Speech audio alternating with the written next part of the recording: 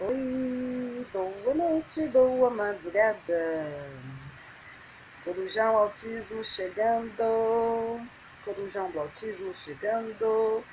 Oi, boa noite, boa madrugada.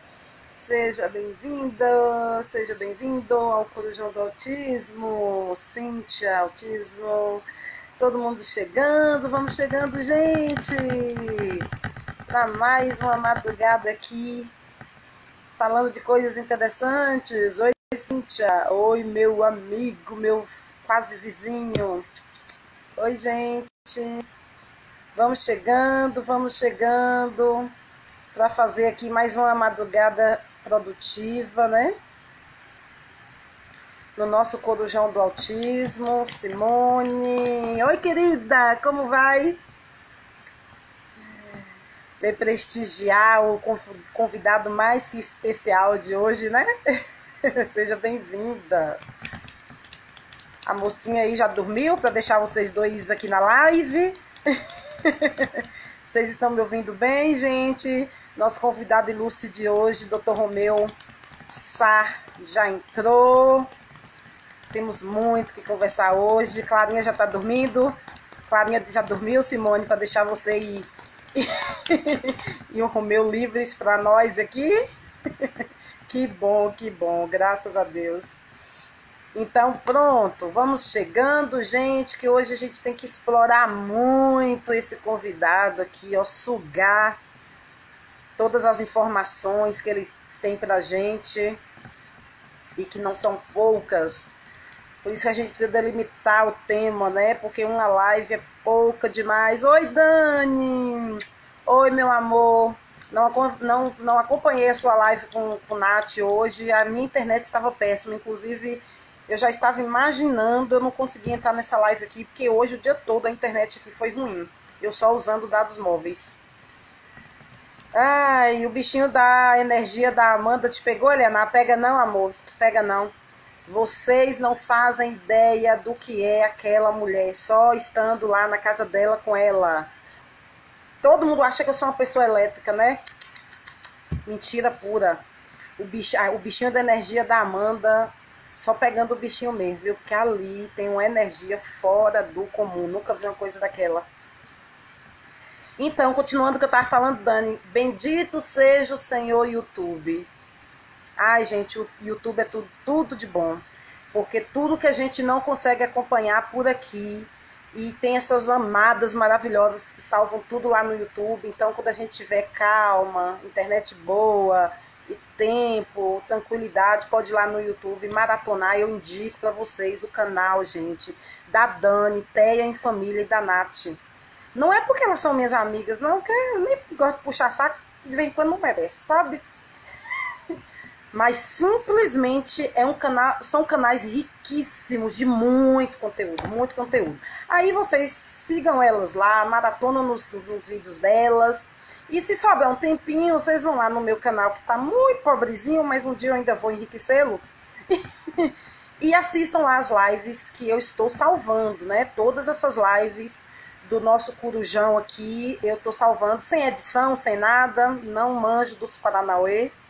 Tá lá do jeito que acontece aqui, eu tô enviando lá pro YouTube para garantir que vocês possam assistir depois com calma, tá? Então, já vou aqui mandar o convite pra gente não perder tempo. Ainda mais se vocês forem fazer perguntinhas aí. Cadê ele? Ué, saiu da live? Saiu. Cadê a Simone?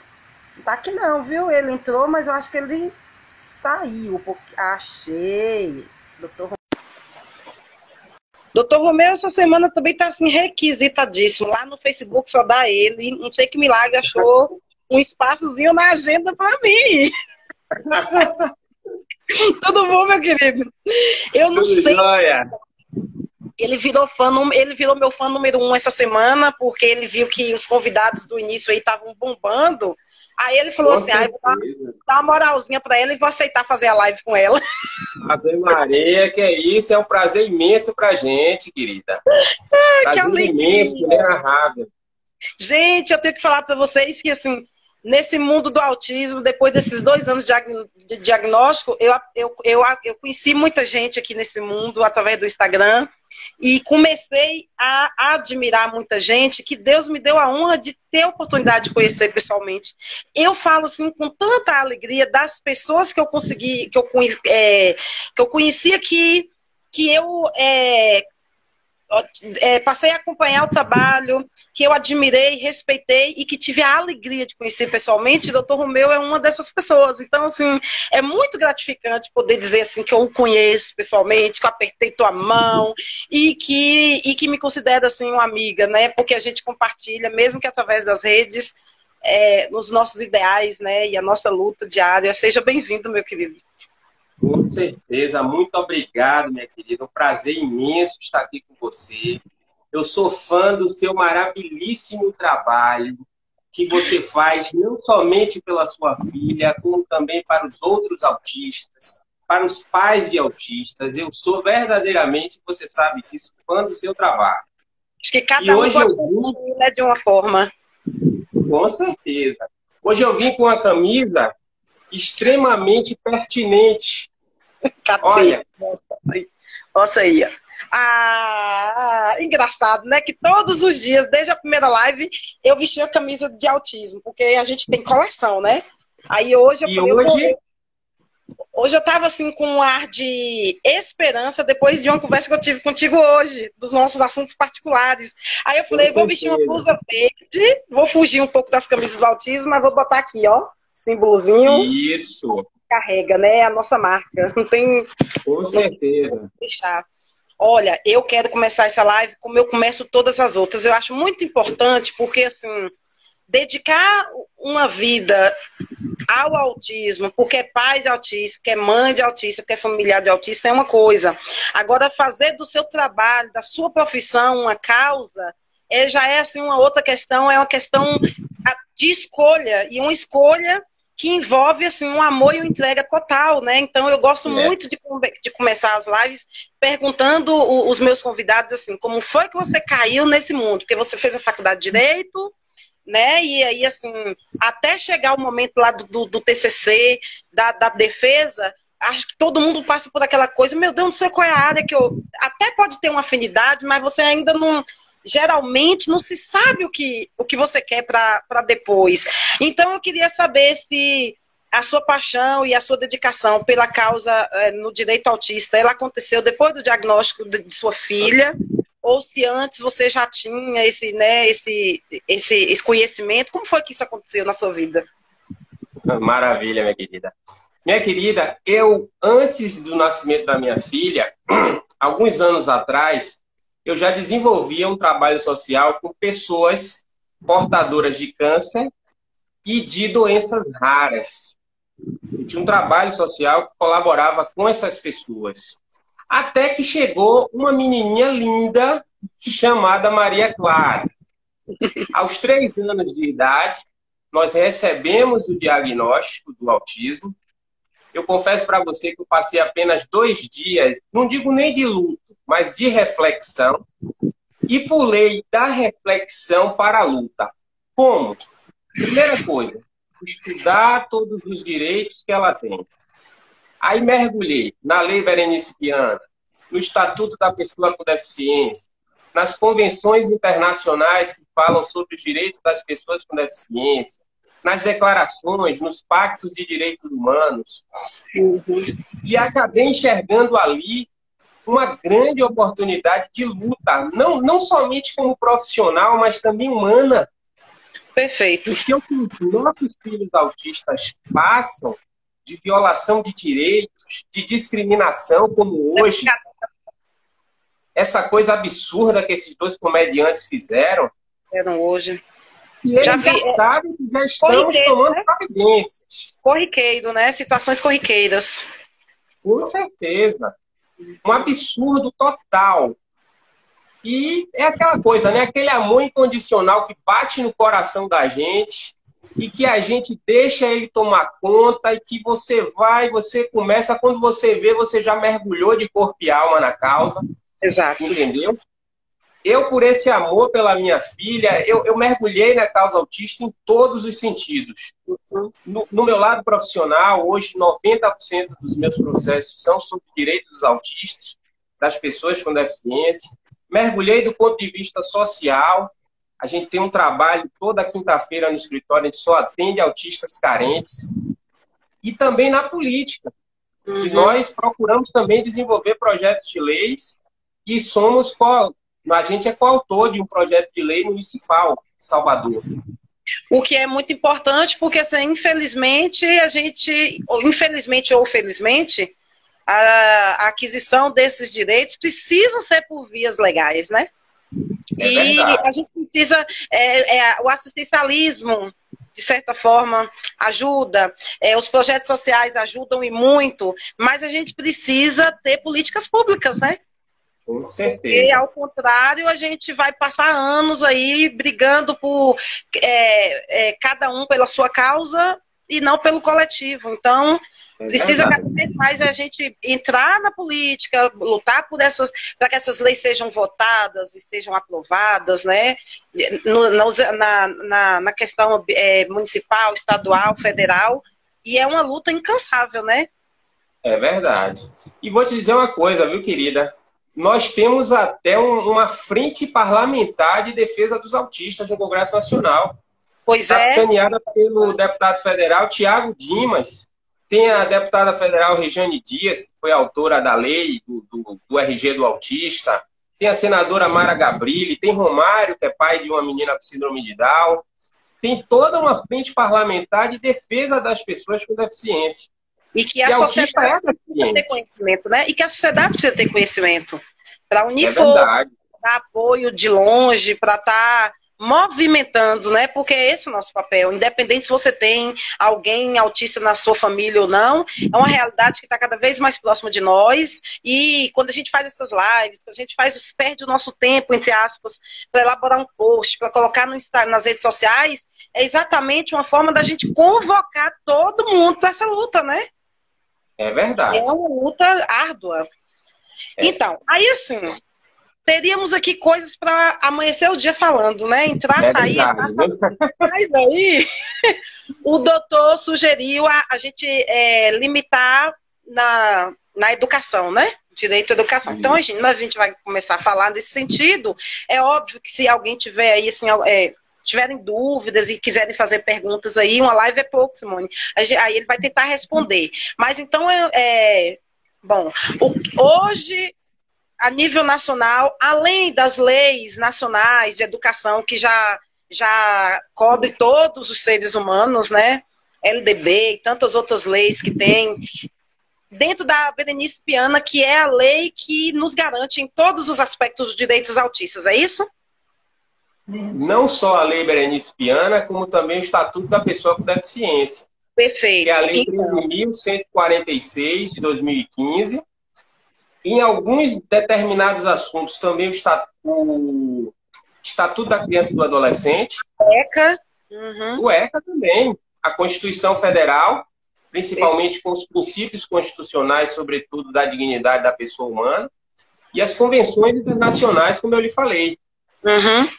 Pronto, então eu gostaria que você agora ficasse livre, comece a falar aí na questão da educação, o que você acha que é importante mencionar aí agora para as famílias de autistas terem conhecimento, né? Porque assim, o mês de dezembro, todos os anos é um mês assim de terror para todas as famílias de autistas do país, né? É o mês que as famílias se desesperam, se desestruturam em busca de uma vaga para os seus filhos nas escolas, e é muito comum nos grupos de WhatsApp a gente não ouve outra narrativa a não ser pais desesperados por encontrar uma escola de verdade inclusiva, pais chorando, lamentando, desesperados porque os filhos foram recusados na escola, que é algo absurdo e contra a lei. Então, é verdade. Isso já começa, na verdade, no final, antes de encerrar o ano letivo, né? Já cria-se assim, uma angústia e uma ansiedade muito grande nas famílias de autistas. Então, assim, como é que está esse cenário aí agora, doutor, em relação à educação? Ok. Minha querida, começa a questão da procura da vaga, aquela dor de cabeça com a chamada recusa de matrícula. Porém, os gestores de escolas, eles esquecem que o artigo 7º da Lei Berenice Viana, cumulado com o artigo 8º, inciso 1º da Lei 7.853 de 89, punem com pena de reclusão de 2 a 5 anos da cadeia. Da cadeia.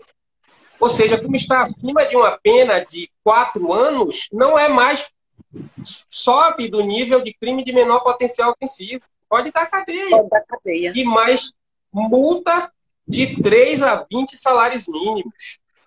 Só que muitos pais, entre aspas, pecam na questão da formação da prova. Muitos pais vão de coração aberto para a reunião pré-matrícula.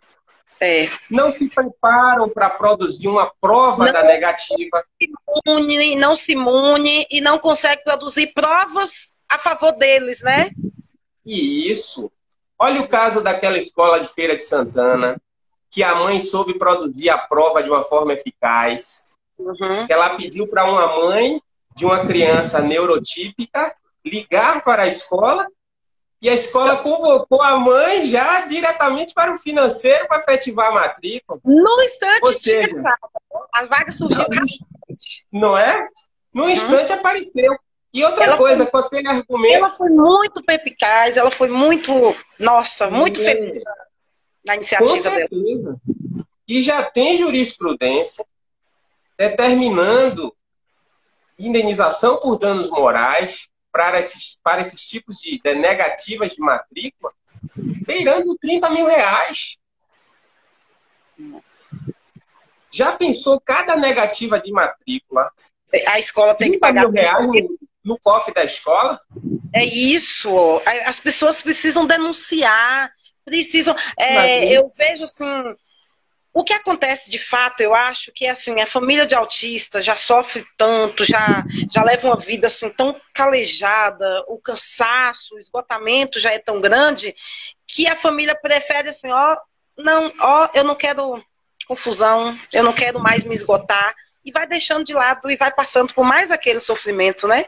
E quando na realidade deveria ser o contrário. Não, a minha luta é grande, mas assim, eu só passo por isso uma vez. Eu vou até o fim agora, eu mexo com órgão federal, se for o caso, mas o meu filho entra nessa escola. Então, a partir do momento que a gente peitasse, comprasse a briga e exigisse a vaga, sabendo que é direito, e pronto. Eu acho que é o início da transformação, mas é muito complicado, né? A gente ter essa coragem, assim. Poucas pessoas têm. Verdade. É verdade. Muitas das vezes temos que procurar a polícia, quando envolve um caso de um crime contra a pessoa com deficiência, procurar o Ministério Público, procurar a Defensoria Pública, procurar um advogado particular. A luta é árdua, mas o resultado final, eu tenho visto que é satisfatório. Certeza. Tem muita coisa ainda a ser modificada no quesito educação inclusiva. Eu vou lhe dar um dado que é estarrecedor. A Lei de Diretrizes e Bases da Educação, que é a Lei 9.394 de 96, no seu artigo 59, já pregava desde 96, muito anterior a esse boom do autismo, já pregava a formação continuada em educação inclusiva para professores. Exatamente. E até o nosso país não está passado. Somente 6%. As leis ficam no papel, né? E é uma lei bem feita. Pois é, exatamente. É uma lei bem feita. Perfeita. Ou seja, 6% dos professores brasileiros no serviço público, no ensino público, tem algum tipo de curso em educação inclusiva. Exatamente. Aperfeiçoamento, né? Ou seja, é o percentual da exclusão. E o que acontece se a escola, se a escola tem ou não tem professor capacitado, preparado para receber uma criança, um adolescente, um indivíduo autista, é problema exclusivo da escola.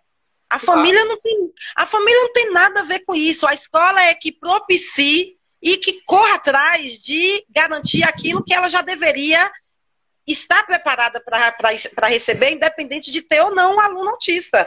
Quer dizer, é como se fosse aquele ditado que a gente... Eu espero o ladrão roubar a casa para depois tomar providência de fechar as portas, né? Então, assim, enquanto a escola não recebe um aluno autista, ela não toma providência de se adequar, de preparar e capacitar os professores, até porque é uma obrigação, se tratando das escolas públicas, é uma obrigação da Secretaria de Educação, né? Garantir isso. Então, a escola, o diretor, a coordenação, eles têm também esse papel de levar até a secretaria as cobranças da sociedade, dos pais, né? Para que eles sejam aparados. Eu vou desenvolver um projeto de lei nesse sentido, Eliana. Será em âmbito municipal, mas eu vou desenvolver nesse sentido para criar um programa municipal permanente de formação continuada e educação inclusiva para os professores municipais. Porque isso tem que ser cobrado. Isso é desde 1996, gente. Já pensou uma coisa Pelo dessa? amor de Deus, 24 anos. Exatamente. E a gente engateando com esse percentual absurdo. Aí uma criança chega em determinada série, aí o trabalho vai sobrecarregar somente a acompanhante terapêutica, a mediadora, ela que vai ter que trazer técnicas especializadas e diferenciadas para poder ensinar aquela criança. E muitas das vezes em escola que não tem nem o PEI, não tem nem o PDI. Não tem. E aí, assim, aí vem um problema maior ainda, porque assim, a gente fica assim, é um paradoxo, porque a gente não sabe, briga pela vaga da criança, a escola declarando que a escola não, que ela não tem condição de receber a criança, porque ela não tem nada de inclusão, de inclusivo. Aí, assim, a gente vai brigar para insistir para colocar o nosso filho lá dentro, e quando a gente coloca o filho lá dentro, mal, pelo menos, é uma realidade local aqui. Vem uma outra briga que é para conseguir o... Olha que todo nome que a gente imaginar, a gente vê aqui, né? O acompanhante, o monitor, que não menosprezando, já esclareço, mas que é um estagiário do IEL, que faz, ainda estuda aí no ensino médio e que não tem noção nenhuma, que recebe R$ 200 e que vai lá todos os dias cumprir essa carga horária com uma criança autista. Ou seja, se a escola, que já está ali anos trabalhando nessa função, declara que não tem a preparação, qual a preparação que vai ter um estagiário que é lá jogado para fazer esse trabalho depois, né? E aí é complicado, é muito complicada essa situação. Então, assim, o que a família pode fazer dentro dos parâmetros legais em relação a isso? Pressionar, pressionar e pressionar. Como? E se tratando de escola pública, pode ser feito um requerimento administrativo junto à direção da escola, principalmente com carta com a R, num formato de notificação extrajudicial, estabelecendo um prazo para a resposta. Então, realizada essa resposta, não mudada a situação com o fornecimento da acompanhante terapêutica, buscar o Ministério Público. Se o Ministério Público também permanece silente e não produz resultado, buscar a justiça. Porque, infelizmente, também existem municípios onde o Ministério Público é omisso, né? Demais. Infelizmente, ainda tem isso. É verdade. Muito complicado. E assim, você falou em questão das escolas públicas. Quando se trata da escola privada, as leis são as mesmas, a obrigação da escola garantir o acompanhante, aí, o termo usado na lei mesmo é qual? É acompanhante terapêutico? A lei fala em acompanhante terapêutico, fala em mediador. Mediador, né? Que também é um termo interessante. Então, a escola particular, ela tem a obrigação de fornecer, ou é a família, ou ela abre espaço para que a família contrate a pessoa da sua confiança e essa pessoa vá para dentro da escola? Como é que funciona diante da lei? Você tocou no assunto anteriormente que é determinante para esse quesito do acompanhante terapêutico nas escolas particulares. Por quê? As escolas particulares contratam, entre aspas, qualquer estagiário, sobretudo que não permeiam os cursos de psicologia e pedagogia, E nem colocam educação. estagiários que atuam meramente como cuidadores. Exatamente. Uma espécie de babá. E que para tá. estar trocando fralda e brincando com a criança. É Por isso que fora da muitos sala pais... de aula, lá na quadra, lá num canto, fora da sala de aula, cuidando para que aquela criança não destrua a escola. A impressão que a gente tem é essa. Infelizmente, é triste. E o problema é que a escola pública, pelo menos aqui, não tem muita diferença, porque os monitores, né, eles são...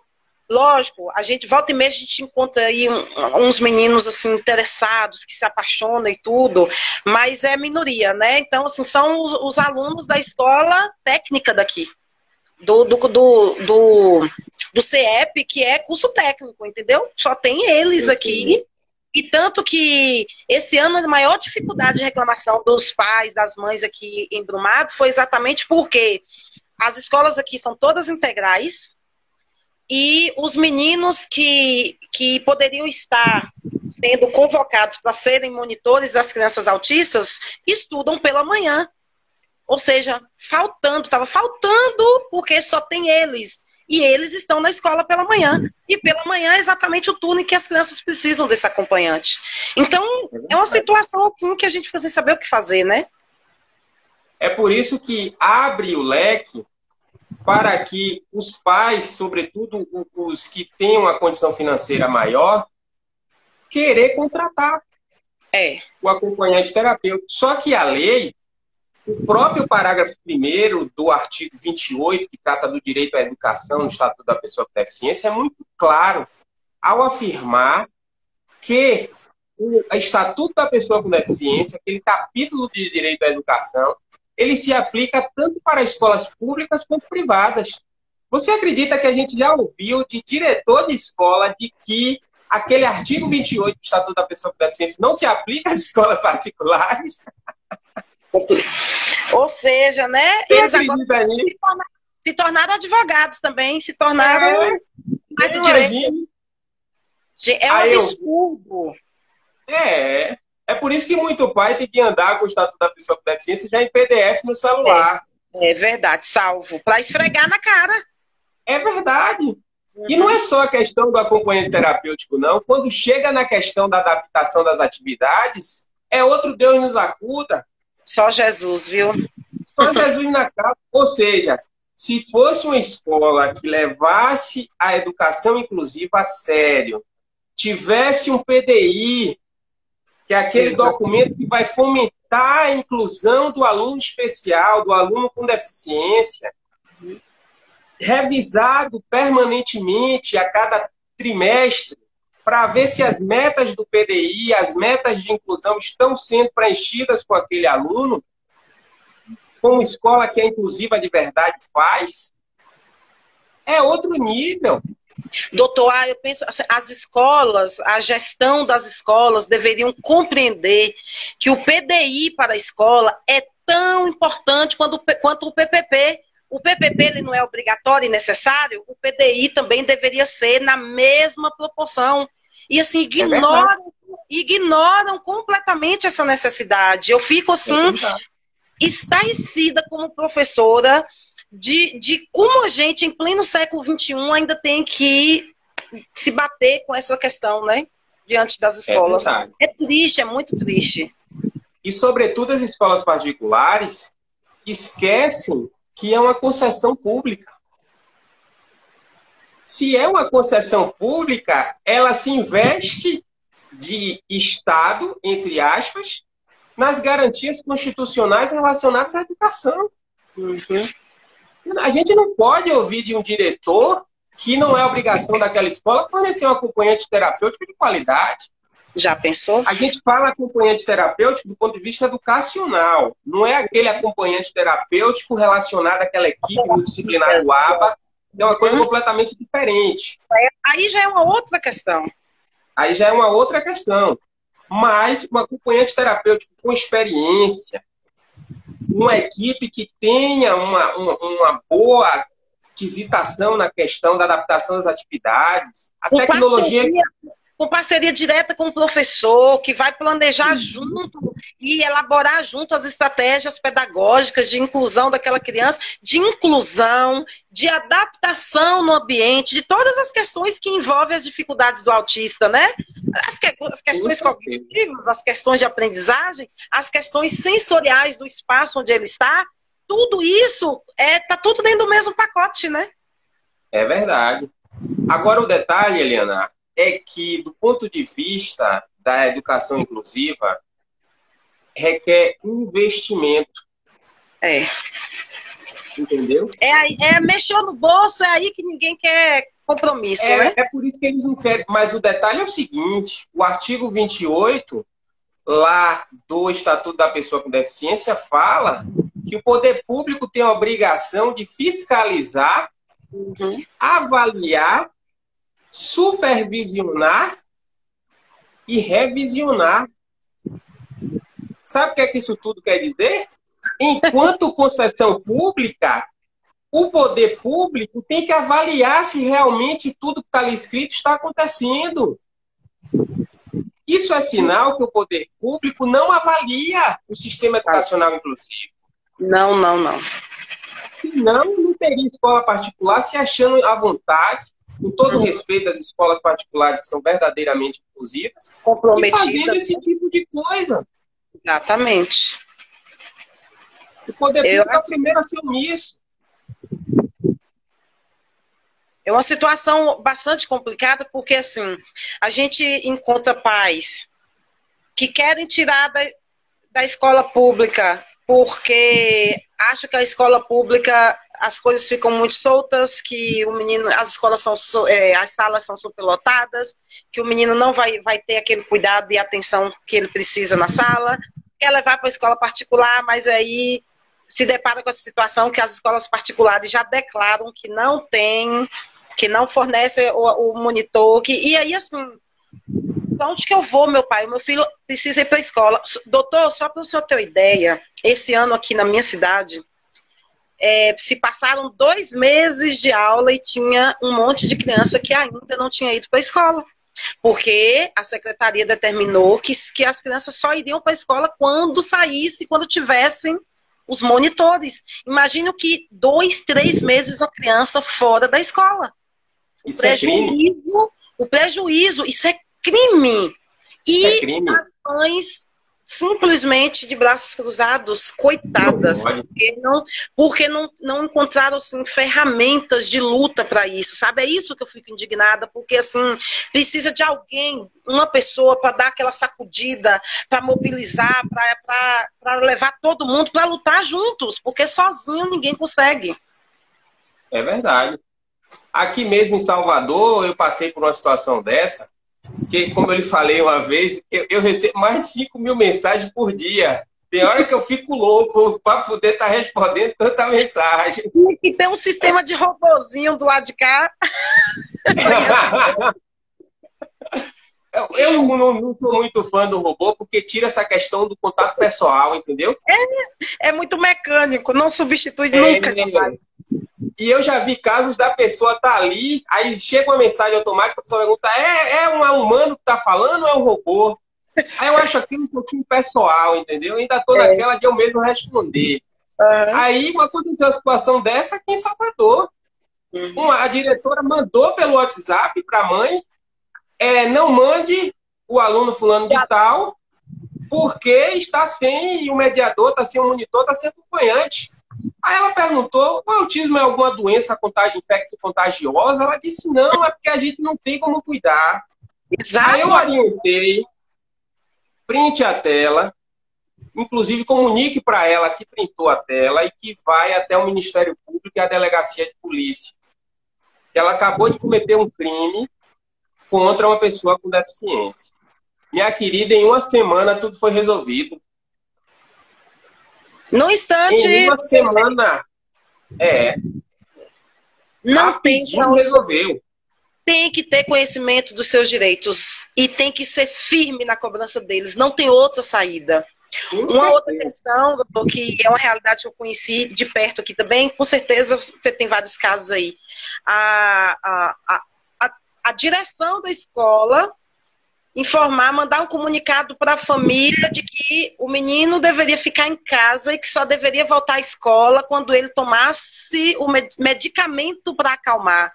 Gente, eu nunca vi tamanho absurdo, mas eu fiquei tão revoltado o dia que a mãe dessa criança procurou justo a mim, que eu falei assim, ó, eu queria que nem tivesse procurado a mim, que procurasse outra pessoa, porque eu acho inadmissível. Quem deve determinar o uso de medicamento é exclusivamente, isso cabe unicamente à família e os especialistas que acompanham aquela criança. Jamais a direção de uma escola deve ter a liberdade, eu acho uma audácia de dizer uma coisa dessa para a família e de não aceitar o menino na escola, porque o menino estava muito agitado, destruindo tudo e que a escola não tinha preparação para ficar com ele lá. O que a família deve fazer com uma situação dessa? A mesma coisa que acontece em relação ao monitor, em relação ao mediador. Tem que denunciar. Está previsto no Estatuto da Pessoa com Deficiência que qualquer tipo de conduta que obste, que viole qualquer direito inerente àquela lei, configura crime. Nenhum diretor de escola pode entrar nessa seara. Se a criança tem ou não que tomar alguma medicação, é prerrogativa do médico prescrever. Muitas das vezes aquela criança está numa crise de meltdown curta. Uhum.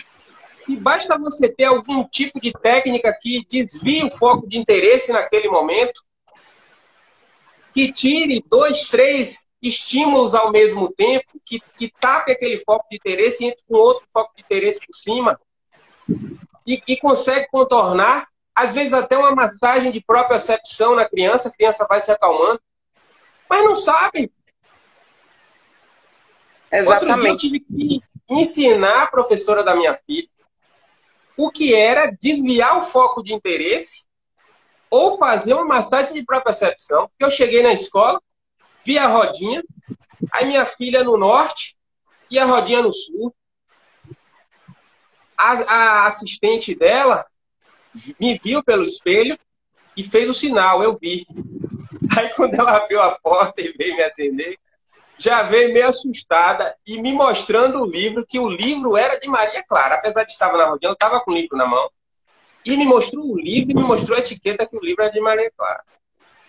Eu disse, tem sentido clarinha no sul e a rodinha no norte? Não tem sentido a coisa dessa. Pegue a menina, coloque no seu colo, use a técnica do afeto. Até no seu próprio colo você faz uma massagem de propriocepção na barriga. Você usa algum outro tipo de técnica para retirar, desviar o foco de interesse dela naquele momento. Ela disse, você, para advogado, você está muito sabido. Eu disse, e você não está fazendo o que tem que ser feito, Pro. Ela deu risada. É muito complicado, porque entendeu? Aqui eu tenho assim, eu fico dividida aqui, ó, no meio, né? Porque eu estou dos dois lados, mãe de autista e professora. E eu sei que enquanto professora, eu me angustio bastante, é muito angustiante, porque por um lado a gente faz todas essas reflexões do despreparo da escola, e a escola, enquanto instituição, declarar que está despreparada para acolher essas crianças autistas. Do outro lado, a gente vê assim, professores que a remuneração é uma vergonha, que a carga horária é exaustiva e que não lhes é oferecido nenhum tipo de capacitação, de curso gratuito, de profissionalização, para que eles se preparem para essas situações. Então, aqui também eu quero fazer essa defesa dos professores, no sentido de que, assim, imagine um professor, olha, hoje eu atuo numa creche, são 22 crianças de 3 anos na minha sala. E aí, assim, você tem casos que é uma só na sala. Mesmo quando são duas, com 25 crianças, e dentre essas você tem ali as crianças com necessidades especiais, como que esse professor e esse cuidador vai dar conta de naquele momento específico, parar para dar aquela assistência, né? Então, assim, o professor também, ele é réu nessa situação toda, muitas das vezes, né? Agora é tão vítima quanto a gente. Agora que assim, o professor tem duas opções, pronto. Estou com uma criança autista aqui na minha sala. Eu tenho duas opções. Então, assim, ou levar, empurrar com a barriga e ignorar esse fato, o que nunca vai ser a alternativa correta, ou agora me comprometer e fazer dentro daquilo que é possível, estudar, ler, buscar estar próximo dos pais dessa criança, que é o que a professora da minha filha faz, né? Me acompanha nas redes sociais, me pergunta assim, poxa, quando eu posto alguma coisa de Cecília, ela logo me busca e me pergunta o que eu devo fazer se eu me deparar com uma situação dessa, como é que eu posso agir? Então, a postura é que é diferenciada. Às vezes o professor ele não tem aquele conhecimento aprofundado, mas a mãe, o pai, sente a segurança dele ter um interesse, aquela preocupação, né? Já que as leis estão demorando para serem cumpridas. Então, é um paralelo muito complicado para a gente. E foi justamente esse detalhe que me chocou nessa situação, entendeu? Que eu percebi que faltou interesse nela. Entendeu? Os professores, Eliana, como eu falei para você, que apenas 6% dos professores têm algum tipo de curso em educação inclusiva, eles são tão vítimas quanto nossos filhos. Uhum. Agora, muitos professores, mesmo sem ter esses cursos específicos, eles procuram abraçar a causa, assim, em determinadas situações, como se fossem filhos deles.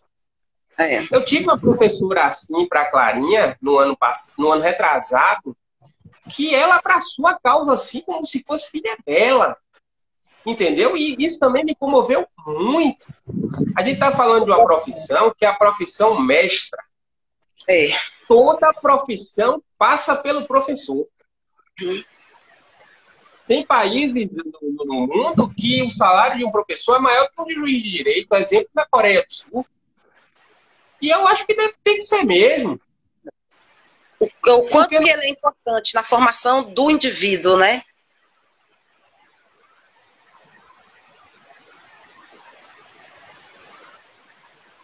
Travou, estava indo tão bem, tinha que travar. Volta, doutor. Travou. Estava indo muito bem. Então, mas assim, em relação a essa questão da educação, então nós já falamos aqui do direito do monitor, o direito da vaga, né? Teria assim uma outra questão também que gostaria de falar, e até com uma forma assim de relato de conquista nessa questão educacional, né? Que me acompanha aqui sabe assim, do quadro alérgico de Cecília. Cecília estuda na escola pública em tempo integral e uma grande preocupação minha ano passado era a questão da alimentação, porque assim, eu trabalho o dia todo, Cecília tem que ficar o dia todo na escola. Então, como é que eu vou confiar a minha filha, que tem um quadro alérgico de muitas alergias, na escola o dia todo e eu ter que todo dia fornecer a comida e o lanche e mandar para a escola. Então, eu comecei o ano letivo mandando a alimentação para ela, mandando o lanche. E aí, um belo dia, nessas nossas pesquisas de autismo, que a gente fica com hiperfoco, né? Só quer estudar e ler autismo. Aí eu descobri um documento... não tem jeito. Aí eu descobri um documento chave, perfeito, elaborado por Cláudia Marcelino, nutricionista. Quem não segue, siga. E nesse documento, ela dava o documento pronto para a gente pegar como base para enviar para as escolas, orientando sobre a questão alérgica dos nossos filhos. Então, assim, eu peguei esse documento, fiz umas adaptações, não sei se lembra que eu mandei para ti para dar uma olhadinha, e fiz umas adaptações e solicitei da escola a alimentação especial para ela. Porque eu fui entender na lei que ela tinha direito. E eu não sabia disso. Foi nessas leituras que eu fui descobrir. E a partir do momento que eu fiz esse documento, anexei os exames dela, anexei o relatório da neuro dela, pedindo a dieta e a exclusão de todos aqueles alimentos, e enviei para a escola. pedi que me desse uma resposta em 15 dias, por escrito, e aguardei. Então, assim, às vezes, tudo é uma questão de tentativa, de diálogo, porque a gente já fala assim, prefeitura não faz nada, órgão, justiça não faz nada, e a gente nem nunca tentou. Resultado, recebi uma resposta positiva da escola, a nutricionista do município visitou a escola, leu todos os documentos de Cecília, acompanhou Cecília um dia na escola e deu a devolutiva, garantindo a alimentação de Cecília dentro da alimentação que já é preparada para todas as escolas, né? Então, eles, por exemplo, um leite especial assim que ela tome, a gente não tem no quadro, a gente não vai fornecer. Mas, por exemplo, o dia que o lanche das crianças é maçã e banana, que ela tem alergia dessas duas frutas, aí eles já mandam outra fruta para ela. Eles mandam o café da manhã diferente para ela, o arroz integral dela. A nutricionista foi na escola orientar a equipe da cozinha que não deveriam usar as mesmas panelas para preparar a alimentação dela. Gente, isso é espetacular. Isso é um ganho. Mesmo. Isso me trouxe assim, um alívio tão grande, uma alegria que eu queria gritar e colocar a direção da escola lá nas alturas, porque a gente também tem que né, aplaudir e dar essa visibilidade quando o acerto é grande. Então eu queria falar isso aqui para vocês aí que estão escutando saberem que se sua criança tem uma alergia, se precisa de uma alimentação diferenciada, a escola também pode fazer uma adequação no cardápio em função da criança, porque está na lei, né? A Lei Berenice Viana, ela fala expressamente sobre essa questão nutricional e de uma forma extremamente ampla, seja com o acompanhamento do terapeuta, seja na casa, seja na escola. Tinha escolas aqui em Salvador que, quando se tratava dessa questão nutricional, a resposta era: mas a gente vai fazer a comida para um aluno só? Mas se aquele aluno só não come, ele vai morrer de fome? Exatamente. Muitas vezes aquela família manda a criança para a escola justamente para poder galgar aquela alimentação. Exatamente. Vai ficar sem se alimentar? É tudo a questão de boa vontade também. Uhum. A lei está lá determinando o direito daquela criança, tem que ser cumprido. E é algo assim, eu acho perfeito, assim, exemplar o acompanhamento da secretaria aqui nesse sentido. Na creche onde eu atuo, por exemplo, crianças que têm a intolerância à lactose, o leite vai específico para aquela criança, sabe? Então, assim, tudo isso é cuidar do indivíduo de uma forma ampla e geral, né? O indivíduo, ele não é só cérebro, ele é intestino, ele é um corpo. A criança que por vezes está lá nervosa, agitada, ela pode estar cheia de inflamação, cheia de alergia, pode estar se alimentando mal. Então, assim, tudo é um contexto educacional, né? É verdade. Com certeza. Até essa questão da busca dos direitos, que graças a Deus a cultura do brasileiro está mudando. O brasileiro está indo mais em busca da realização dos seus direitos, está judicializando mais. A gente não pode se dar o luxo da passividade, não. A gente tem a obrigação de deixar um mundo melhor para os nossos filhos autistas. Certeza. Porque todo pai de autista... É uma questão moral, né, doutor? Você já passou por isso também, todo pai de autista passa por isso. A gente deita, olha para o teto, meu Deus, como é que vai ser quando eu faltar? O que vai ser do futuro do meu filho, da minha filha? É a maior preocupação de todos nós. Então a gente tem que fazer isso agora. A luta é árdua, é longa, mas tem alguns resultados. Está aparecendo resultados. É importante a gente frisar que não é uma guerra de dois lados. Não. A justiça está aí, os advogados estão aí para facilitar esse diálogo que precisa existir entre o cumprimento do que é lei, do que é direito, né? Então, assim, nós não queremos declarar uma guerra e nós não temos nem, assim, condições emocionais e físicas, as famílias de autistas, para comprar guerra com tudo. O que nós queremos é, assim, um diálogo respeitoso, para que a gente possa encontrar mecanismos para que os nossos direitos sejam respeitados e pronto. Por quê? Porque o que nós queremos é, assim, oferecer a dignidade dos nossos filhos para que eles tenham os mesmos direitos dos outros de se formarem como pessoas, de se aperfeiçoarem como seres humanos, de terem autonomia, já que para eles é algo mais difícil do que para os outros, e que para isso a gente possa contar com a escola, né? É só isso. Eu acho tão simples. Com toda certeza. Para você ter ideia, Liana, um ponto importante que permeou muito o ano passado e hoje esse ano acabou perdendo força por causa dessa questão da pandemia, que foram aquelas alterações na Política Nacional de Educação Especial. Pois aquela é. Ingenuidade, aquela inocência de achar que a vontade do pai vai ser soberana, de que o pai que vai ter que escolher entre a escola regular e a escola especial. Se chegarmos nas vias de fato, entre aspas, com outro significado, já é assim. Já existem escolas especiais, porém, todas elas ou são públicas ou são filantrópicas.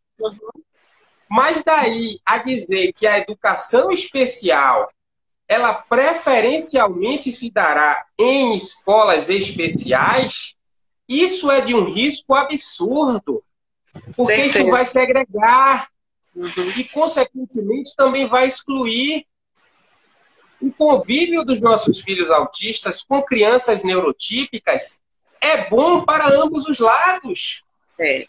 Todo mundo Tanto cresce. dos nossos filhos autistas para imitar e criar novos modelos, criar mais independência e autonomia, pode, né?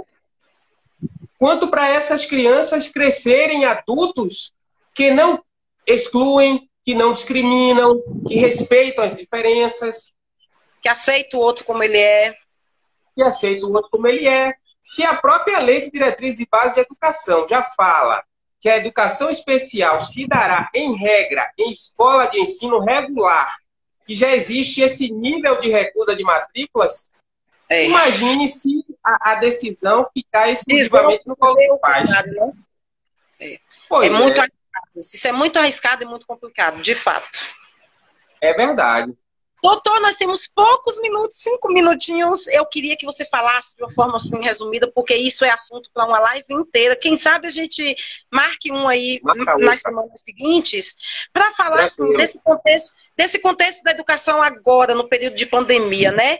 Tem toda uma questão aí sobre a questão da redução de mensalidade nas escolas particulares. Está uma guerra isso. Tem a questão das escolas que estão continuando com as aulas online, tem a discussão dos 200 de eletivo, se vai... Como é que está essa situação agora, assim, legalmente falando? Essa questão que surgiu aí nos grupos de WhatsApp, da redução de 30% nas mensalidades das escolas particulares, não é lei, não é aprovado, nada disso, né? Ainda não. Mas hoje foi aprovado na Bahia? Hoje na Bahia foi aprovado, né? Saiu no jornal.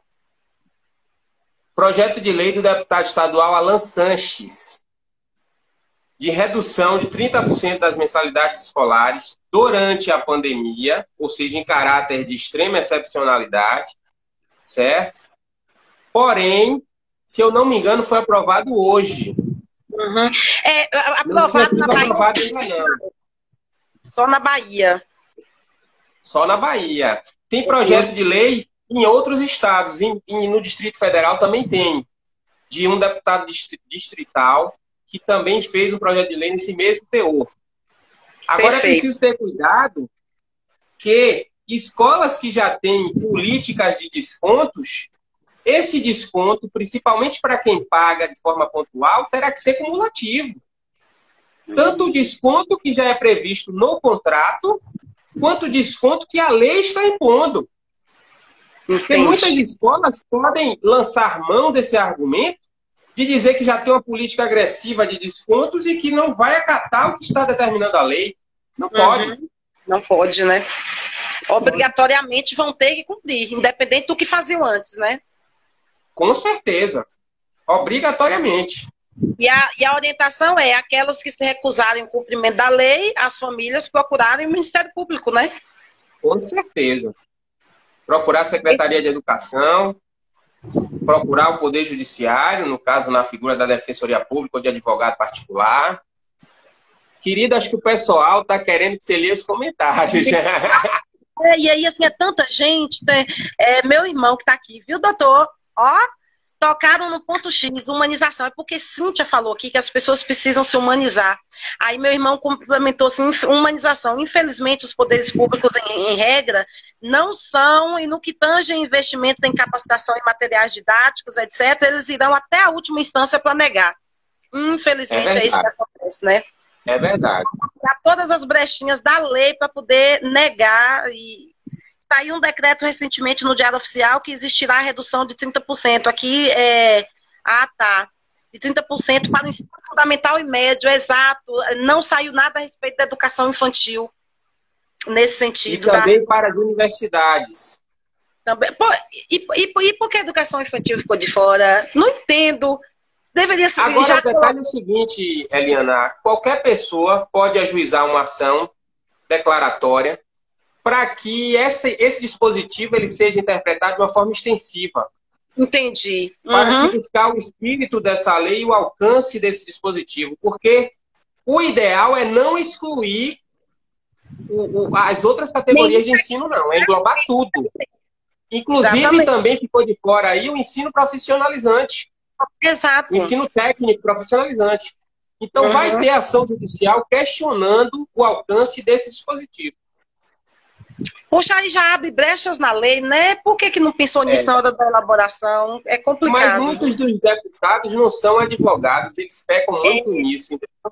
Mas aí... Se fosse advogado que quisesse, já ia fechar essa porta. Exato. Deveria ter uma assessoria e sempre que elaborarem um projeto nesse sentido, terem assessoria um advogado, né? Verdade. Nós temos aqui na nossa live Maria Júlia Varela, que é uma queridíssima, ela é pedagoga, escreveu um livro recentemente, inclusive eu comprei o livro, já chegou aqui, e ela é autista. Abraço! E aí, ela está aqui acompanhando a gente, assim, eu tenho muito orgulho dela, eu ainda não comecei a ler o livro dela, mas eu já indico para vocês. Quero muito que ela aceite qualquer dia desse fazer uma live comigo, porque aí... Você tá vendo aí, Maria Júlia? Ó, doutor com seu livro já ali. Ela é maravilhosa. Com certeza.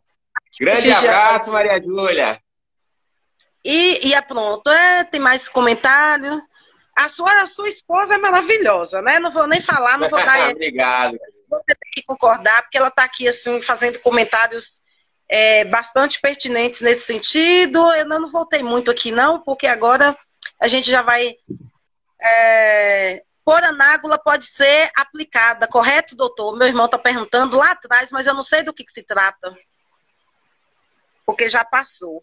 Depois eu vou ler os comentários de pedido. Se tiver alguma questão que não foi falada, eu passo para ti. Aí, estamos numa luta para termos os monitores em sala de aula para acompanhar o professor regente. E por aí, como está isso, já falamos, né? Dilson questionou aqui. A situação, eu acho que é geral no Brasil inteiro, né? É verdade. Eu acho que todo mundo está passando por essa situação. Educação infantil não tem obrigatoriedade de 200 dias letivos. Essa é uma questão que o pessoal aí da LDB já escancarou, né? Que não existe essa obrigatoriedade de repor as aulas depois, porque na LDB não consta nada nesse sentido quando se trata de uma pandemia, de uma suspensão geral por pandemia. Aí não tem essa questão de repor as aulas depois. Como que vai ficar esse prejuízo em relação a conteúdo é que eu não sei como é que vai pensar, né? Nesse sentido. Eu tenho recebido vários posicionamentos de algumas escolas que estão prestando as aulas na forma online e se comprometeram na volta de repetir todo o conteúdo produzido na forma online. O bom senso pede dessa forma. Apesar de não constar o quesito pandemia, certo, na lei específica, na lei magna da educação, existe princípio constitucional chamado princípio da dignidade da pessoa humana, do retrocesso social. Principalmente crianças com deficiência podem ser prejudicadas com isso. Certeza. Doutor, nós temos 10 segundos. Ai, meu Deus. Ave Maria. Oh, nós vamos voltar para continuar um pouquinho respondendo? Ou